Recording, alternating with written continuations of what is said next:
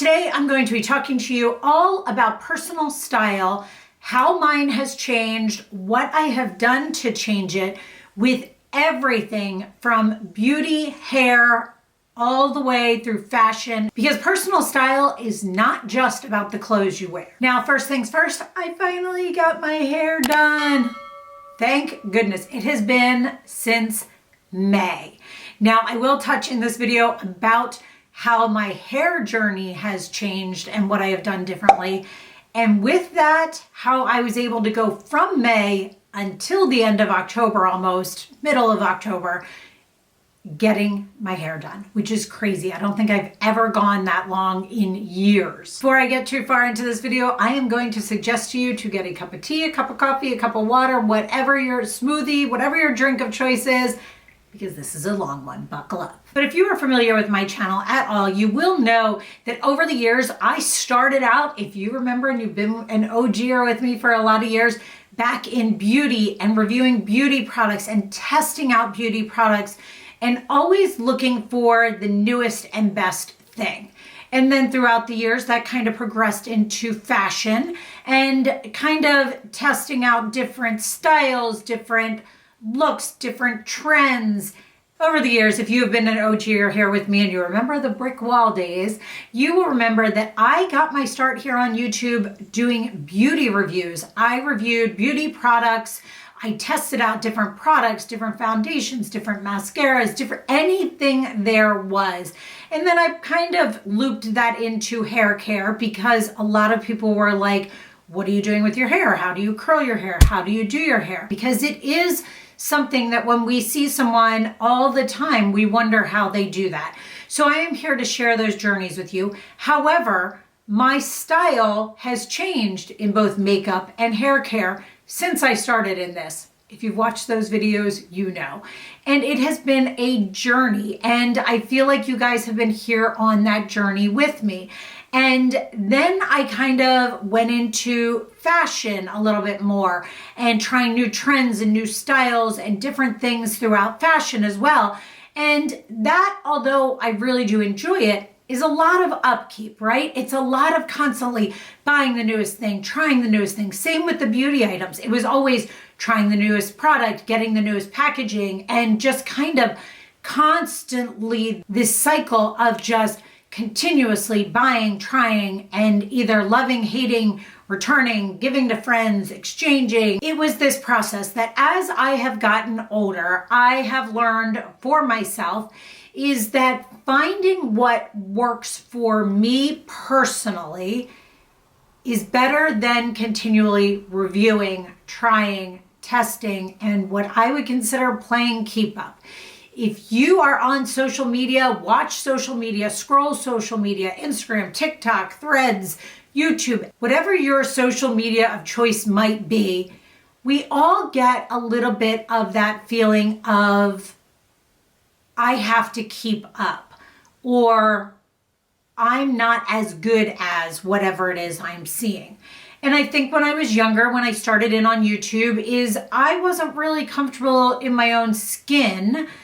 I was fine going out. I didn't feel uncomfortable, but I was always looking for the bigger, better. I was always changing my eyeshadow or changing the mascara or changing the foundation. And I wasn't really taking the time, because I was testing so many different things, to find what really and truly worked for me and I liked.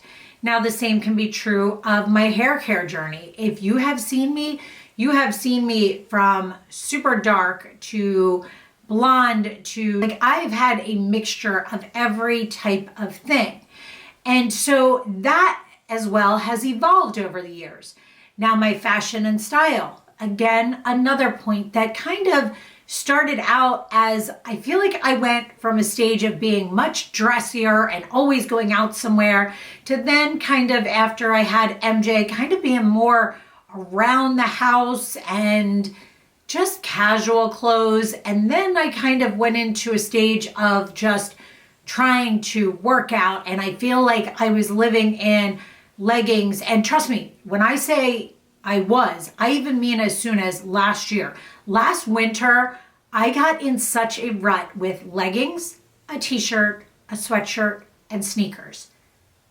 I would say unless I was going out to dinner, and by going out to dinner, I mean a planned date night, couple night of going out, I was in those leggings, t-shirt, sweatshirt, and sneakers.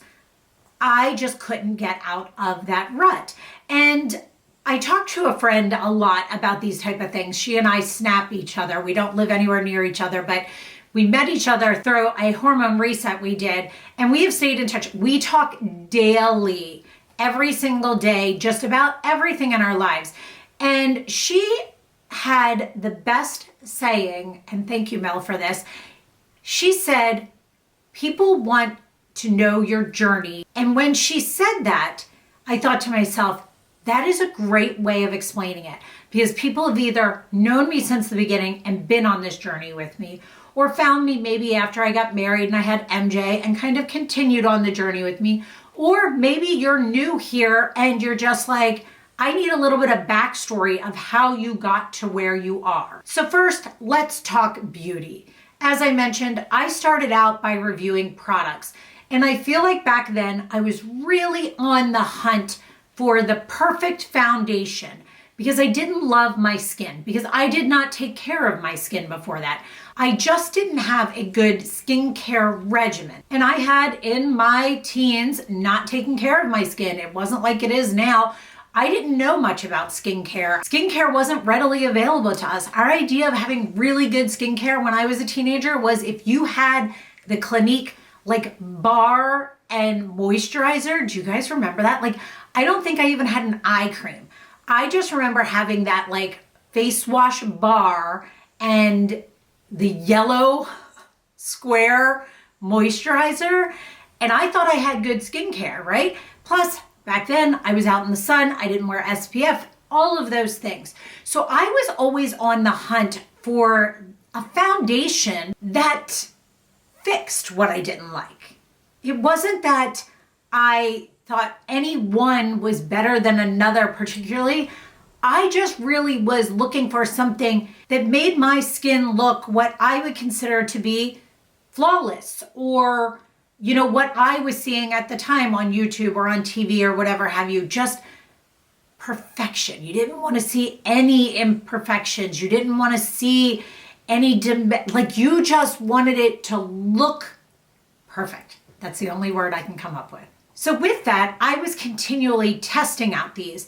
With that, I have blue eyes. I would say I am a light to medium skin tone with a beige undertone. But I was testing out foundations that sometimes didn't have the right color match for me. I was just like, oh, it was close enough. So I tested it out to see how it lasted or how it worked or how it applied. But do you hear that snoring down there? One of my dogs is laying right at my feet and he's snoring, so I apologize for that. But I was always on the hunt for the best eyeshadow, the best mascara, the best colors that worked with my eyes. It was always a hunt on the newest and best thing. And I, just like you guys, would watch someone and I would be like, oh, that bronzer worked for them. I've got to try that. I didn't stop and think, what is my skin type? Didn't probably really know much about my own skin type, but what was my skin type? What reacted well with my skin? What lasted on my skin? What colors looked good on me?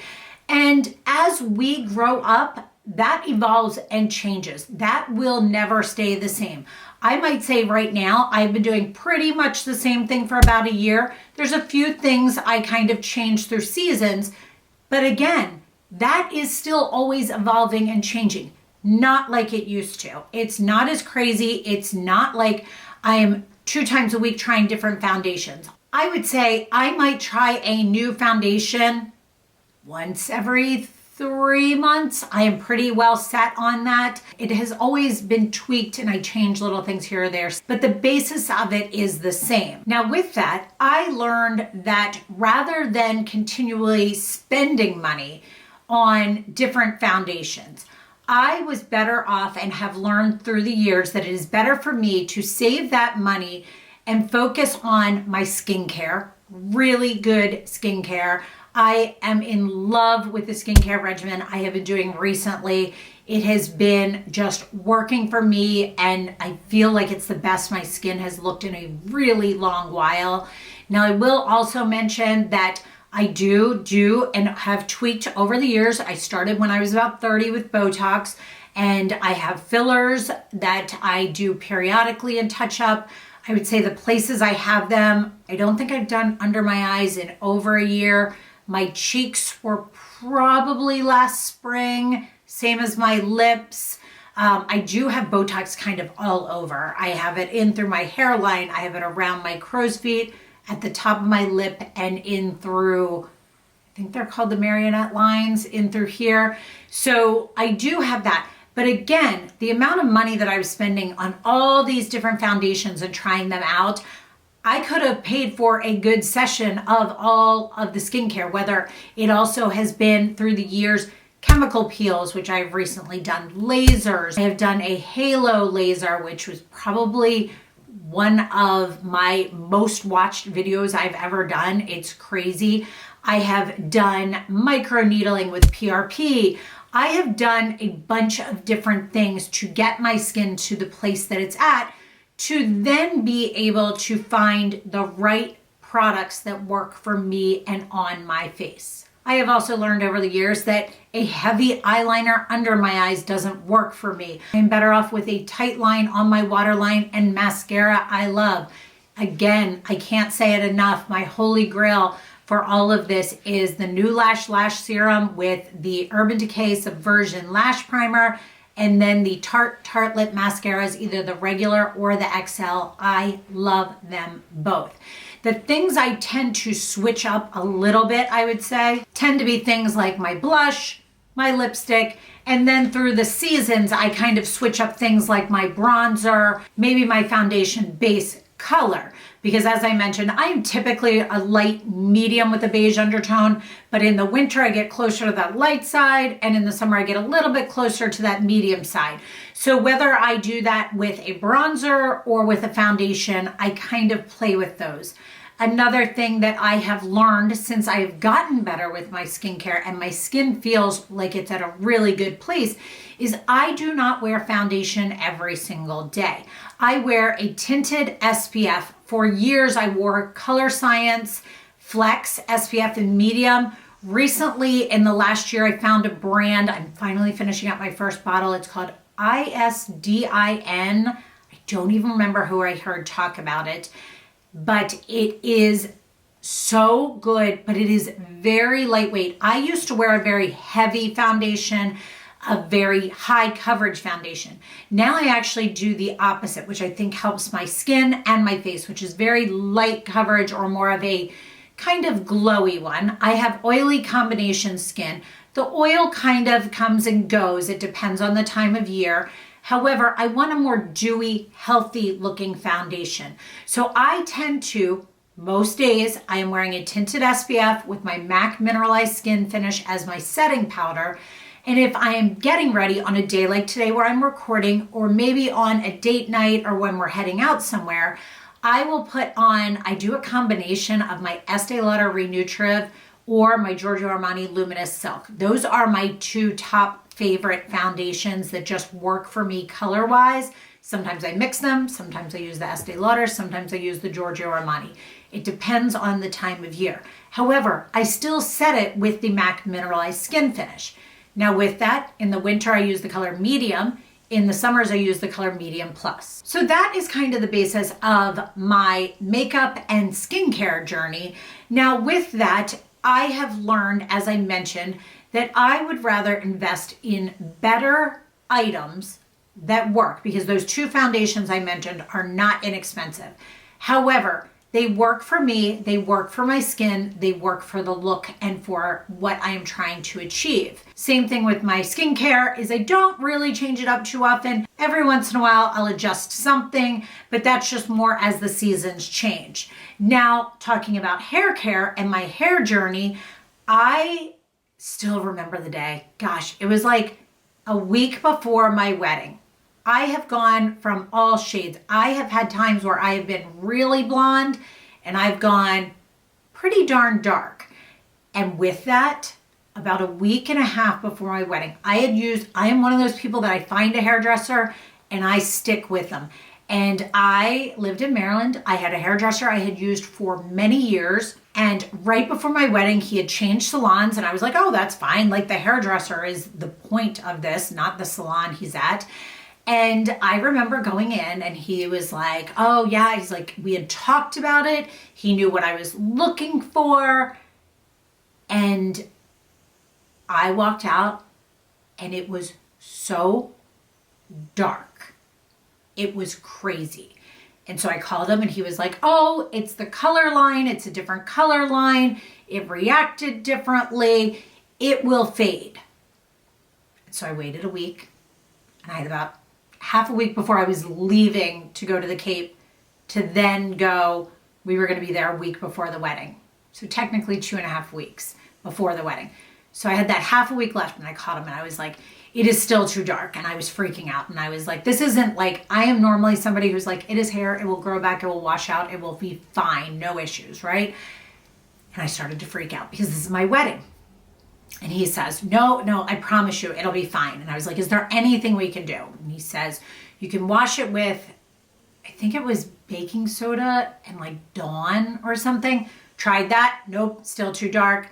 I was freaking out. So I talked to someone else I knew. They were like, my hairdresser's great. Let me call her, see if she can get you in. She usually books out. Call her. She gets me in. She lightened it a little bit. However, that is the one thing I regret about looking at. I don't really, though. Let me rephrase that. I don't regret it. I look back and it looked, my eyes really popped with that, my hair being that dark. But as I'm showing you pictures here, it was darker than what you're seeing. But through the years and trying all these different colors and kind of looking back at photos, and I've had my hair where it was all the way down to right about where my jeans would hit. If I'm wearing a mid-rise to high-rise jean, my hair was super long. Like, I let it grow for, I think it was 6 or 7 years. And when I cut it, I would never go back. I love my hair shorter. Now, right now it's a great length. When it was up here, it was a little bit too hard to maintain. I like it shoulder length or a little bit below, but not like crazy, crazy long. For me personally, I've learned over the years that all one length works for me. But also through all of those colors, lengths, styles, I have learned that I am best being closest to my natural color. So within the last year, I would say my hairdresser and I that I have found here have worked at, my hair always pulls very warm and very red, at stopping to put root color on my hair, because my hair does turn that warm red and then you see a line of it growing in. I do like the highlights. I like the blonde to it. I like the toner on it. I like it to be more of a cool tone than a warm tone. But with her doing this, now I did just do a full head of highlights. I couldn't tell you how many years it's been since I did a full head of highlights. Yesterday we did a full head of highlights and a toner on my hair. That's it. No root color, no anything. This is my color up here. Now, I am 50 years old. I have a few little grays right through here, and when I part my hair over here, there are a couple through here. Now, the highlights help to hide that because you can't really see them, and they are so minimal. I had literally not colored my hair at the roots since before May. We did another root smudge in May just to get me through in case, and a root smudge is just kind of putting it on for a few minutes to let it kind of saturate in without really sinking in, and then pulling it down a little bit. And we did that in order to make it so I would be able to get through all the way until October when she came back from maternity leave. And I went in July and got a toner because that was all I needed. But with getting back to being closer to my natural hair and hair tone, it made it so that I could do this. Now, when I was a child, I was definitely what you would consider a towhead. In the summer, my hair bleached out blonde. I was at the beach all day. I was swimming all day, and my hair bleached out blonde. When I went back to school, by the time you got to Christmas, I looked like I had my hair bleached and then it was growing in. And not a good rooted look like now. But that blonde really works with my light to medium skin tone. So that is what I have learned over, I would say I went back to this color tone and tried to work back to this over the last 4 years. And I have really found that it just works best for me in real life, in photos, and just with how my skin is and my skin coloring. It just really works, which then when I'm not going back and forth and bouncing from color to color, makes it much easier also to transition my fashion into a more consistent style. So now that we are talking about fashion, let's talk about a couple things. Last year, I was on this whole thing where I was trying to make a conscious effort to really hone in on my own style. And through that, I, just like you, I watch videos, I try and get ideas from other people. And I was like, oh, I need that capsule wardrobe. So I did all these different videos about capsule wardrobes. And I pulled out the clothes and put them on 2 clothes racks in my office. And I tried to only use the items for each season on those clothes racks, which sometimes felt restrictive because I did have so many more other options in my closet. However, I was trying to really live this, capsule wardrobe life that we see everybody out there doing and talking about and wearing. And with that, I learned what worked and what didn't. Because when I streamlined to just those 2 racks, there were items that I continuously grabbed for and items that I didn't grab for at all, but I thought I would.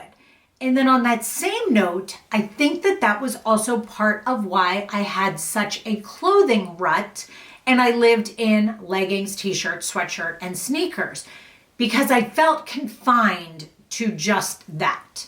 Now, I will say one thing I have considered doing, and let me know if any of you have done this because I've considered doing this and I kind of have to still look into it a little bit more, but I have considered, I've seen so many people talking about this, and it might be a fad too, like the whole capsule wardrobe thing, but I have considered digitizing my wardrobe, which would be a lengthy process. However, I've heard it's a great way because a lot of times when we put things in a closet or in a drawer, we forget about them. It's a great way to get ideas.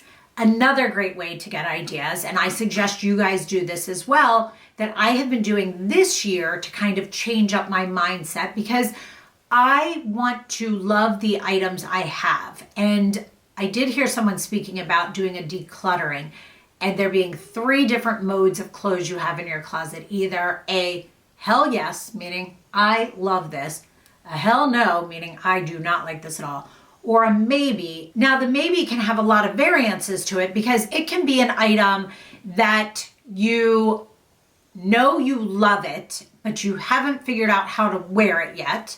It may be an item that just makes you happy and you're just not willing to get rid of it. So it's not quite a hell yes, but it's definitely not a hell no. Or it might be creeping into the maybe because it might be an item that is more seasonal that you can only wear in the summertime. Or it just may be an item that you don't grab for as often. But when you do, it makes you feel like it helps an outfit come together. So what I have been doing this year to kind of motivate myself, because I do get up in the morning and go out for a walk, then I come home and work out and do my strength training, then I go back out for a longer walk, and then I come back home and I would just kind of stay in this rut of the leggings, t-shirt, and sweatshirt.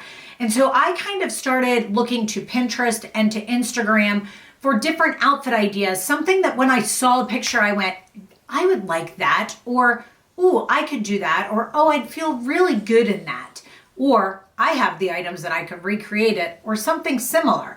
And so I have been screenshotting looks that I like, that I see, a lot of them on Instagram. Pinterest can get a little bit dicey for me because once you click on it, there's all these pop-ups.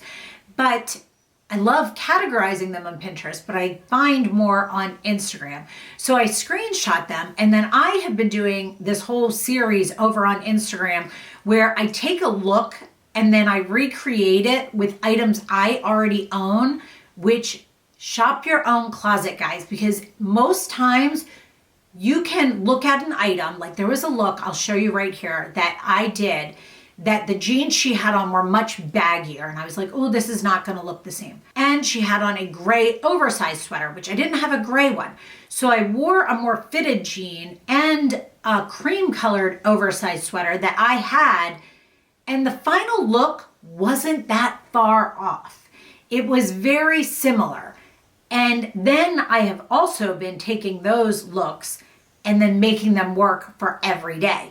Because a lot of these looks I find that I'm like, oh, I would love that. Or maybe a pair of heels or a stiletto or a really high boot or like a blazer like I have on right now. But that might not be something that I'm gonna wear every single day, all day long.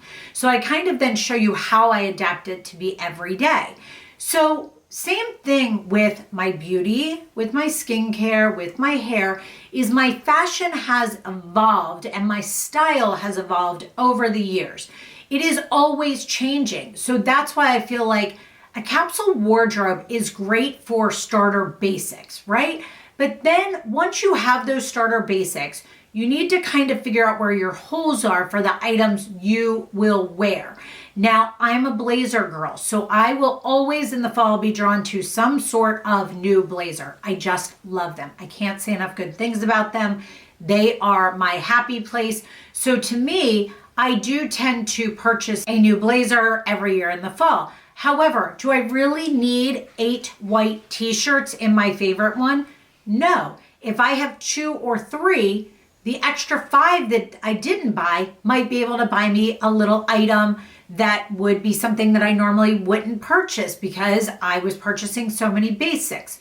So take a look at your basics before you maybe watch even a reel or a video I'm doing that shows something, and look in your own closet. I have really been trying to only purchase items that either fill a hole in my wardrobe or maybe a new trend or a new style, because I will say that I felt with the capsule wardrobe is I was really trying to stay away from the trends. And I have learned some trends I genuinely really do like. I love the Mary Janes. I love the slingback kitten heels. I love the wide leg pants. And so sometimes unless we try a trend, we don't necessarily know how it works on us or for our body type. So in recreating these videos, I kind of have learned by trying different things and playing with what I have. I used to be someone who needed every jean that someone showed the exact of. And I have learned over the years that I don't need that. I really can take something that I already have and make it look like the look that I want and make it look like the look I'd like to recreate. Now, sometimes those looks give me the feeling that I am looking for. Other times they do not. Other times I'm like, this is not for me. And then sometimes when I then change it for an everyday look, it then becomes something that I truly would wear. I have also learned over the years that the clothes versus the accessories make such a difference. Now, I am horrible about changing my jewelry, so accessories as far as that don't change a whole lot, but adding a belt, changing your bag, things like that can really pull an outfit together. Your shoes are a big one for me if you haven't guessed. Between actually the shoes and the bags back behind me, they really, for me, bring an outfit together. So as I mentioned, how I said I've been trying to only buy new items that I feel like really resonate with my style. Another key part of that is I think for a lot of years, like I was talking about recreating outfits that I saw, I felt like I needed the exacts. I felt like I was trying to buy my way into a style versus finding my own style. And through this, I'm really learning and finding my own style. So I felt like by discussing all of this with you and kind of talking this through with you guys, you will see my journey and my evolution as I am changing and taking you here with me. And I want to help you guys. So if there are looks you'd like to see recreated, if there is information that I can help you out with, I am really here for that purpose. And one of the key things I do want to say too, by the way, before I end this, is that one thing I have loved seeing in the comments on these recreations is you guys love seeing me reuse an item over and over, whether it's a pair of shoes, an accessory, a belt, something, even a white t-shirt. that it's the same one being used over and over. And that, to me personally, when I see someone doing that, really resonates with, okay, they're not just doing what I used to do or feel like I was doing, which was buying into that style, right? Or buying style and continuously buying new things to try and get a look. This is really me in real life showing you how I am learning as I go. So I hope you guys enjoyed this. Let me know if you have any questions and have a great weekend.